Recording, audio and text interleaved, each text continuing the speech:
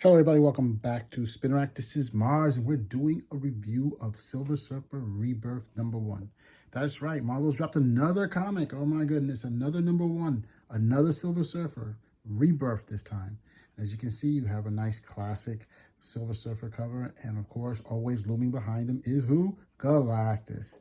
So we know that we are going to see something that we've probably seen before, because, you know, as opposed to keeping on the Marvel comic forever, Marvel doesn't do that. They basically, if they don't think it's selling enough, they just redo, they stop it for a while and they bring it back. So here's the variant cover, Silver Surfer Rebirth. Hope you guys like it. So at the very beginning of the comic, what we see is basically a Kree ship, and you see the Kree sitting there, and you know they're caught in a black hole, and they're not sure what, they can't do anything. They're caught in it's just gravitational pull, and they're like, oh my gosh, what's going to happen? What's going to happen? And you know, we're going to basically go in, but lo and behold, guess what happened? We see the son of Captain Mar-vell, who his name is Legacy, and he's trying to he has many of the similar powers as his father, and he's trying to stop the ship from going into this Kree ship instead of going into this black hole. Well, hey, it works, it doesn't work.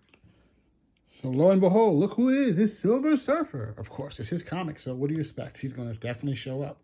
And here he goes, off to save the world. And he helps Legacy stop the ship, or basically change the ship from going into the black hole. So this is all basically a basic comic book that's just coming out.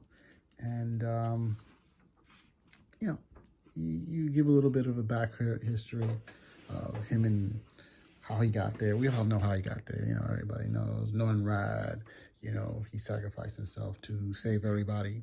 What can you do? And then we see, of course, Galactus made him into his herald.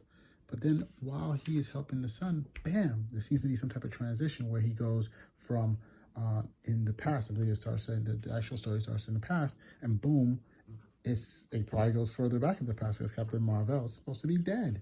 But that's what happened, and they go and they're having a battle against a whole bunch of Skrulls. You know, hey, the Kree got off pretty light on this one. Yeah, a bunch of Skrulls, and they're fighting them, and all of a sudden, boom, our boy Mar-vell gets blown away, and you will not believe who it's by. You know, it's a huge energy weapon. It looks very powerful. Like, who could have done that to Mar-vell? Because Mar-vell is super powerful. And then boom, there it is. Nope, it's not Iron Fist. It's Thanos, the Titan.